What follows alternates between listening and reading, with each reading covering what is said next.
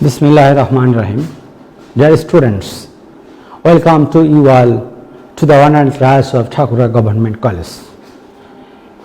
The woods are lovely, dark and deep, but I have promises to keep, and miles to go before I sleep, and miles to go before I sleep. Dear students, you know that I have recited a stanza of Robert Frost. This is a famous stanza written by Robert Frost in American literature and in English literature as well.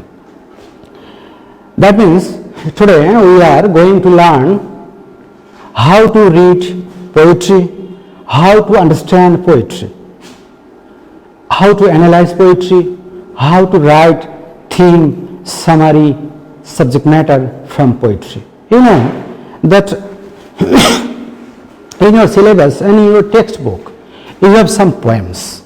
And from that poem, you will be asked to write the theme, the summary, or the subject matter from that poem.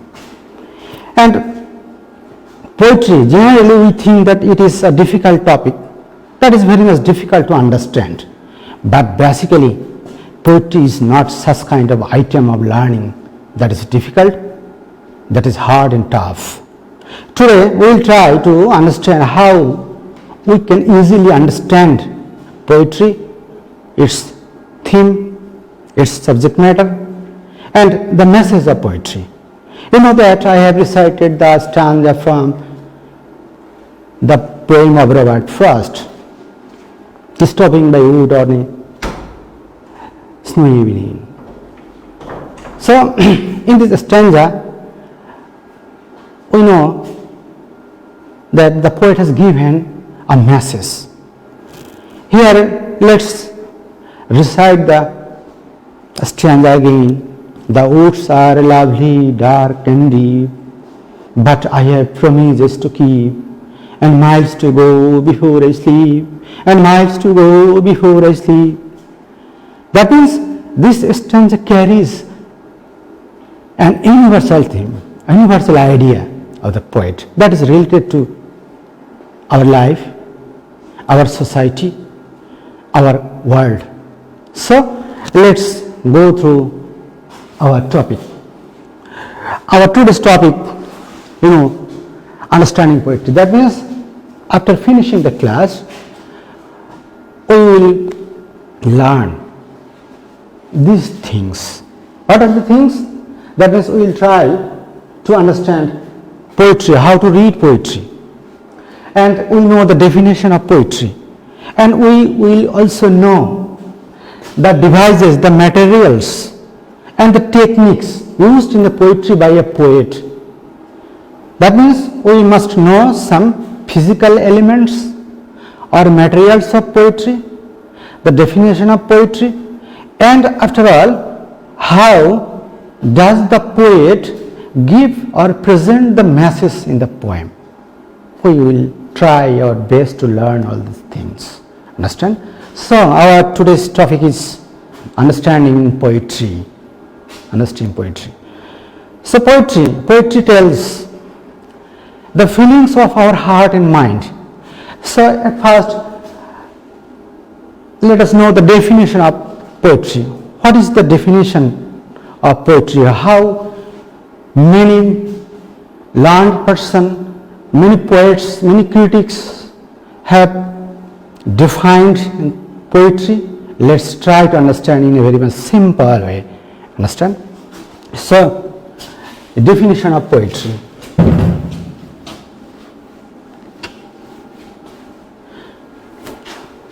Definition of poetry. You should know the definition of poetry. Definition of poetry that we are going to know or learn. Understand? Poetry, the word has poetry has come from the Greek word poem. That means if we know the source of the word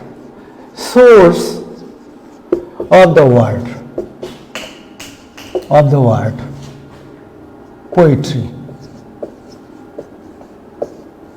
poetry. It's a Greek word. It's a Greek word. The base word of poetry is poem, or poem. This is the Greek word. From that word, the word poetry has been taken. And what does the basic word of Greek language mean? It means, poem means to create. And poets are regarded as creator of human imagination, presenter of human feelings. So, the poet generally creates something. What is the something? Let's know. So, the primary meaning of the word poetry has been taken or has been borrowed from the Greek word poem. It means to create. And if we take the lexical meaning of the word poetry, lexical meaning of the word poetry. Lexical means dictionary meaning. Lexical means dictionary meaning. What does the dictionary say about the definition of poetry? Let's try to understand. Poetry means the expression. Poetry means the expression of noble feelings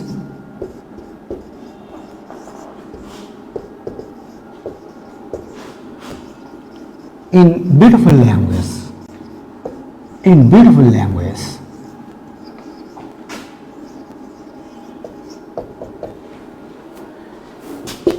Generally or primarily, the dictionary meaning of poetry is the expression. Poetry means the expression of noble feelings in beautiful language. From where we have taken this definition of poetry? From OALD, that means Oxford Advanced Learners Dictionary. This is a universal dictionary for all kinds of professional students and teachers and people in the world. Understand? So in this dictionary, the definition of the poetry is given in this way. What is the definition? Poetry means the expression. Poetry will express, poetry will tell, poetry will give you the expression of noble feelings. That means the noble feelings, the beautiful feelings, and how? In language. And what kind of the language of poetry should be? The language of poetry should be beautiful. Understand? So, according to the definition of Oxford Advanced Learners Dictionary, poetry means the expression of noble feelings in beautiful language. Understand? So, this is the lexical meaning of poetry. So, here I would like to inform the idea that poetry means an expression or presentation. What of feelings? Our human feelings can be many types, many kinds, many sorts. Happy feelings, unhappy feelings, sad feelings, bad feelings, satiric feeling, noble feeling, ignoble feeling, positive feelings, negative feelings. Understand? Many kinds of feelings are or is expressed through poetry. And among all kinds of feelings, the poetry will tell the noble feeling. Understand? The beautiful feelings, the universal feelings of human mind that is related to the heart of all the people of the whole world. Understand? So, and these feelings must be expressed, must be presented, must be told in beautiful language. That means the language of the poetry must be beautiful, must be sweet, must be pleasing to hear. Understand? And that's why we will get many kinds of elements, many kinds of materials in a poem. Understand? So this is the primary definition of poetry, lexical definition of poetry. We have taken this definition from Oxford Dictionary. Understand? So this is the primary definition, lexical definition of poetry. And let's know what does say Samuel Taylor Coleridge, one of the greatest romantic poets of English literature. What does he say about poetry, about the definition of poetry? Let's know. Poetry means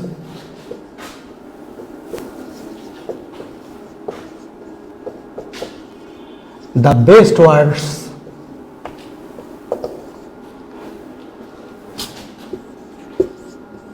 in best order. This definition is given by a romantic poet named Samuel Taylor Coleridge. This is the definition given by Coleridge. We know that Coleridge is a romantic poet, and we will get a stanza of romantic poetry or romantic poem in one of your lessons in your textbooks. Water everywhere, nor any drop to drink. That means the water crisis, the water pollution is initiated by the writer in this way by quoting the lines from the great romantic poet Samuel Taylor Coleridge. And Coleridge has said that poetry means the best word. That means our best thoughts, best ideas, best feelings. And how? In best orders. That means the beautiful words, the best words must be arranged in a beautiful sequence, beautiful stages, beautiful steps, or beautiful orders. So this definition is related to the definition given in Oxford Dictionary. And let us take another definition of poetry of a famous romantic poet. Understand? William Wordsworth. That is, we are going to learn or know the definition of another romantic poet, namely William Wordsworth. William Wordsworth. What does say William Wordsworth about the definition of poetry? Let's know. Wordsworth says, poetry is the spontaneous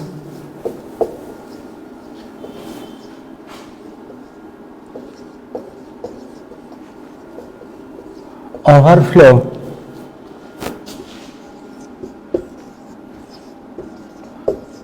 of powerful feelings.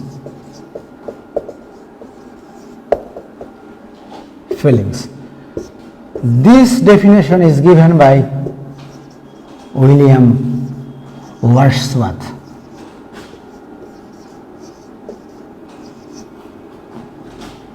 William Wordsworth. William Wordsworth is another famous English romantic poet. Understand? That means, according to William Wordsworth, if we try to know the basic element of poetry is feelings. What kind of feelings? This word has been modified by some adjectives by the poet. That is powerful feelings. It's not a simple feeling. It is not weak feeling. It is not ignoble feeling. It is strong feeling. It is powerful feelings. It is noble feelings. And overflow, that means abundant. Like flood, emotion of flood, feelings of flood and inundation. That means the great deluge or great flood.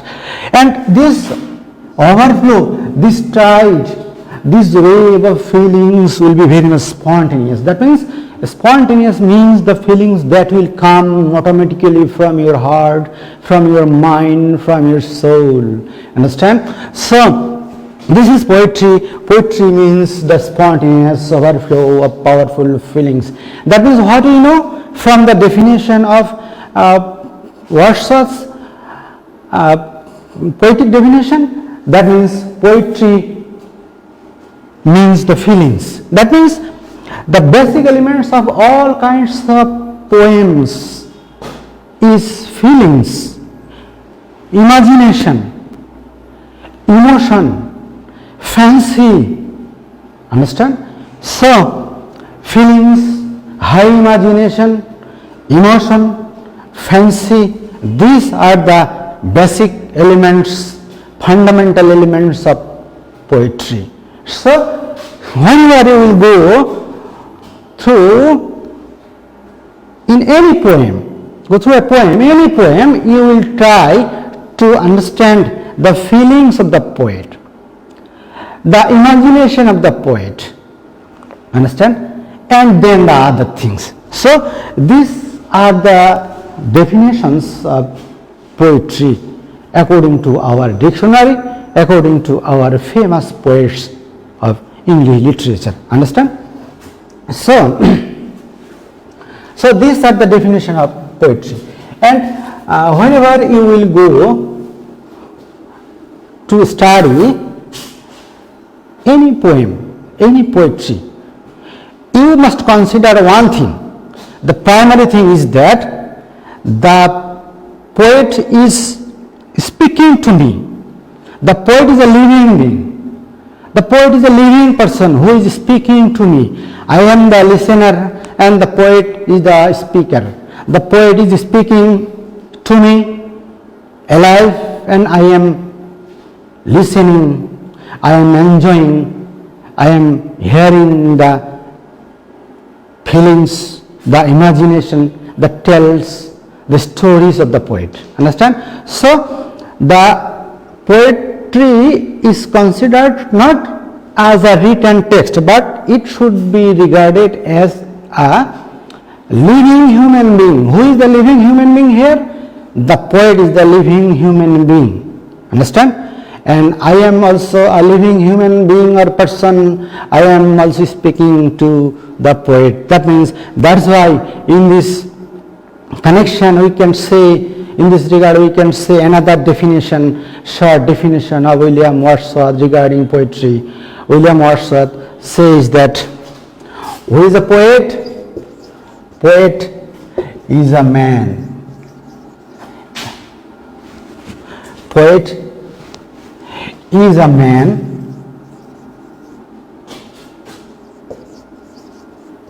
speaking to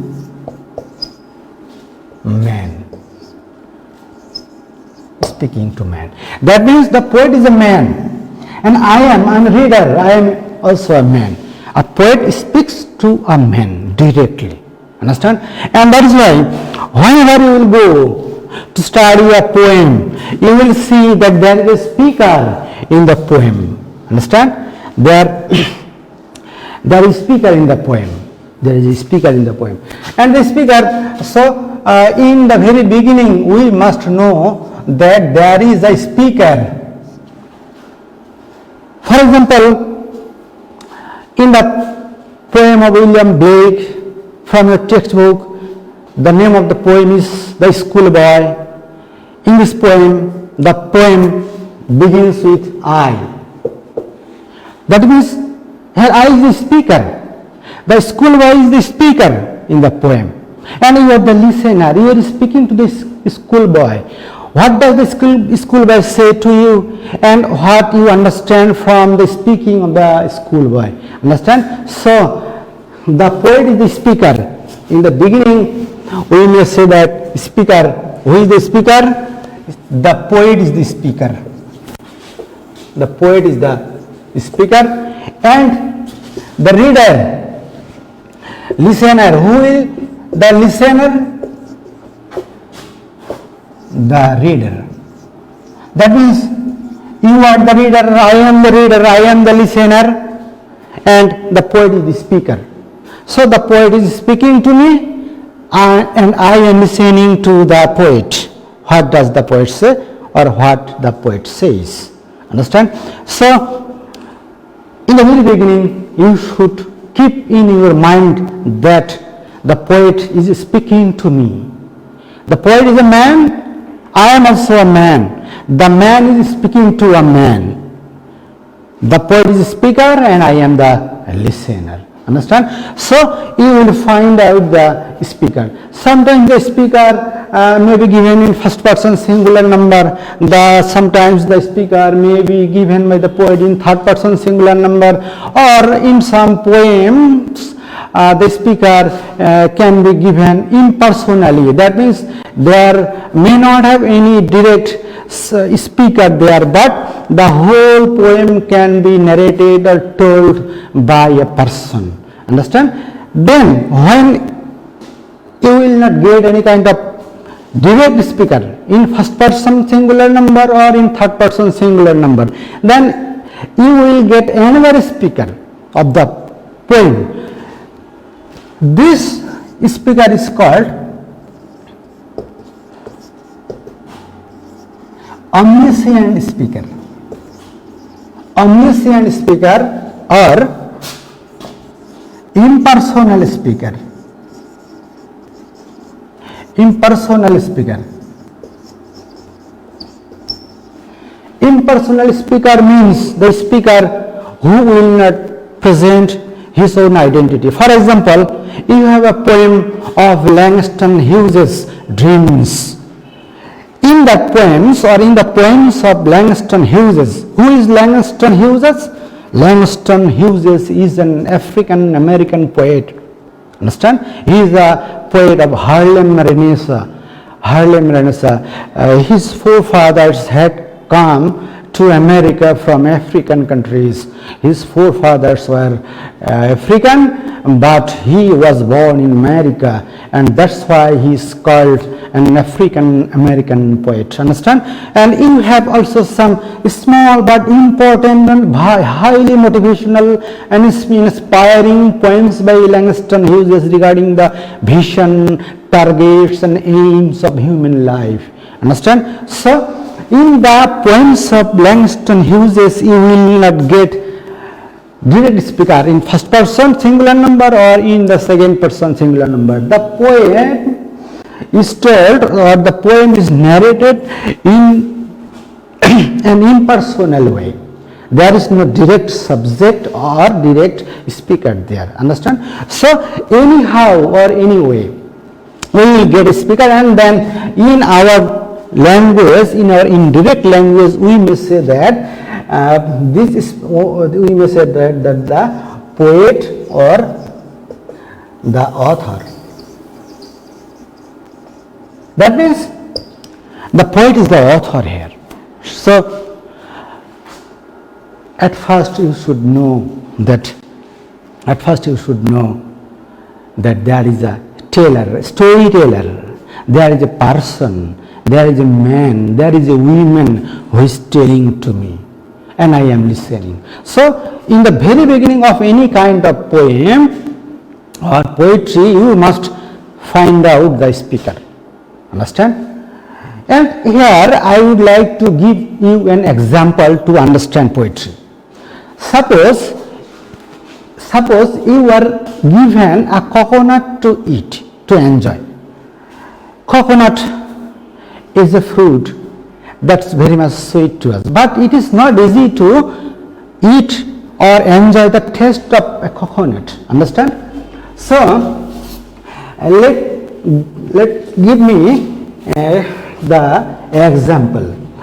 Understand? For example, you are given a coconut coconut to eat.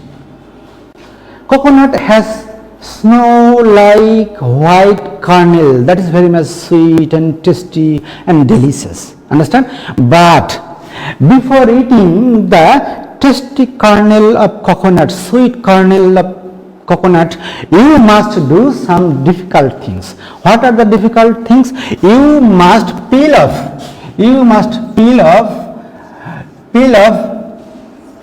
the outer surface of the coconut. You know that coconut has a tough, fabric, difficult surface around it. You must peel off the outer surface of the coconut.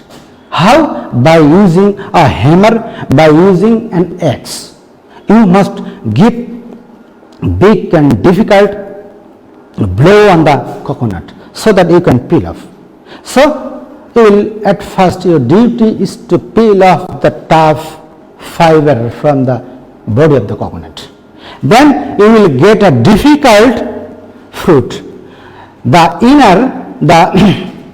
inner coconut is difficult. It is more difficult than the outer side. Understand? And then what should you do? You should do that you must break the tough coconut after peeling off its surface. Understand?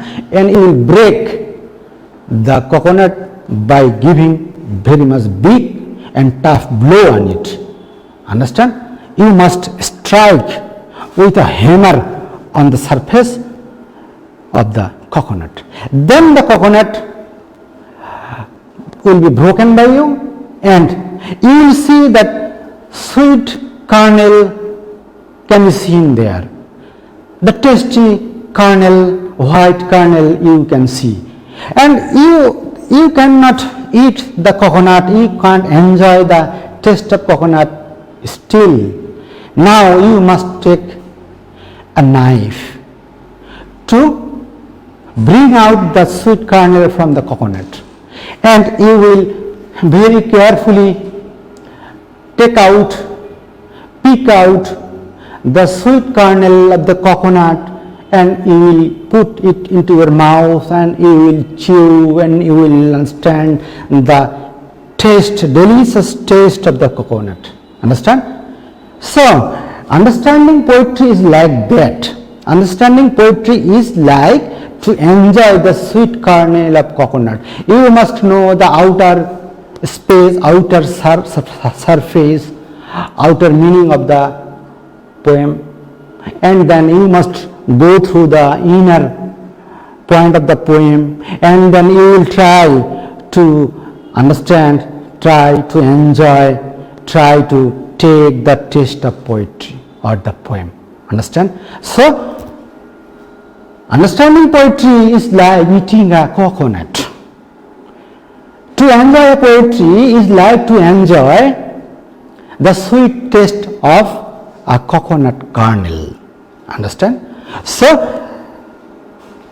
although it may seem that to understand poetry is difficult, but you will try to follow my lectures, and I will make all the things clear to you so that you can understand every elements of poetry, the message of poetry. And you know that in every poem the poet gives a message to the readers. That means every poem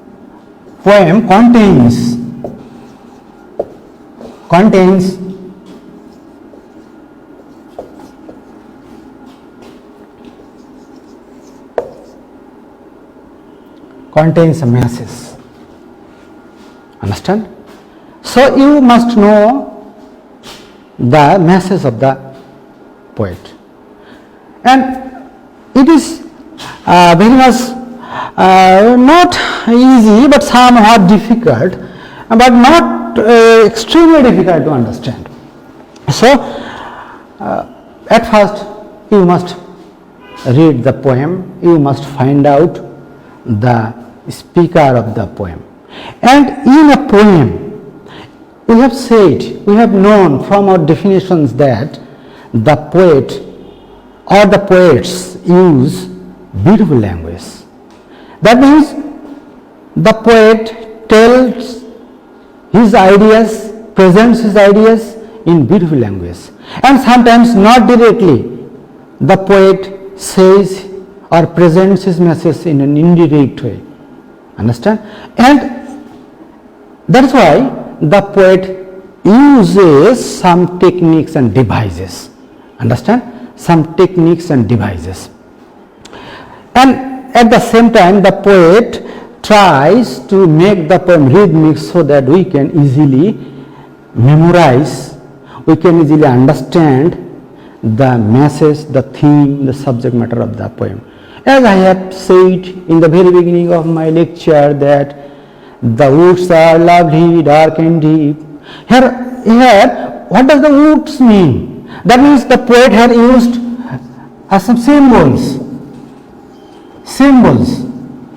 The woods are lovely, dark and deep. If I say the woods mean the world is very lovely. Thus, the world seems to us very often very much beautiful. And dark, sometimes the world is very much difficult, very much dreary place for us. That is why the poet has said the woods are lovely, dark and deep, but I have promises to keep. What does the promise mean? Promise is another symbol. Promise means the duties of our life. Understand? And miles to go before I sleep, and miles to go before I sleep. Miles to go, that miles, what does the miles signify? The miles signify that the long journey or the journey of our human life. In our life, we may be alive 70, 80 or 100 years. This is the miles of our, that means the lifespan of our human life is regarded as miles. And before I sleep, what does sleep mean? Sleep means our death. Before death, we must do many duties, we must perform many duties. God has sent in this earth to do some duties. Understand? To do some duties. So, the duties given by God upon our shoulder, we must perform before our death. So, and in this world we may face many kind of problems, many kind of unhappiness, many kind of sorrows, but at the same time we can also meet many kind of pleasing atmosphere, pleasing memories and sweet situations, sweet and sour situations are found in our life. So the poet symbolically has said that the woods are lovely, dark and deep, but I have promises to keep, and miles to go before I sleep, and miles to go before I sleep. And do you know why does the poet repeat the last line of the poem of the stanza? Miles to go before I sleep, and miles to go before I sleep. That means whenever we want to put emphasis on something, we say one thing 2 times, 3 times, or many times. Understand? And here the poet has put the emphasis, the duties of human life. That's why the poet has said 2 times, and miles to go before I sleep, and miles to go before I sleep. That means before our death, you and I or all the people of the world must do their respective duties. Understand?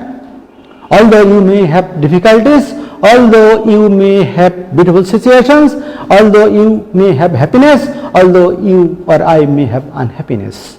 Understand? So, in this way, the poet has told his messages or ideas. So, the poet doesn't present his ideas directly. He has used the rhythm, some symbols.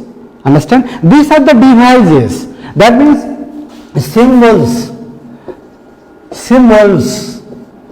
is a device, is a material, is a way to decorate a poem.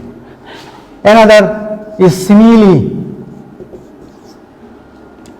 metaphor,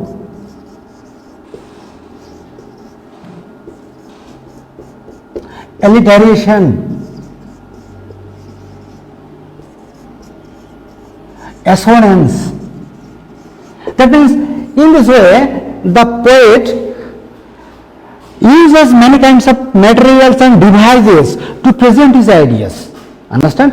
And we should know these techniques, these ideas, these materials, so that we can understand the message, the purport, the target of the poet of writing this poem. Understand? So in my next class I will try to make the thing clear regarding the many kinds of or necessary or related devices of poetry, that is symbol, simile, metaphor, assonance, consonance, alliteration.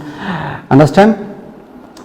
So rhyme, also rhyme scheme, all these things I will try to gradually discuss in my class and lecture.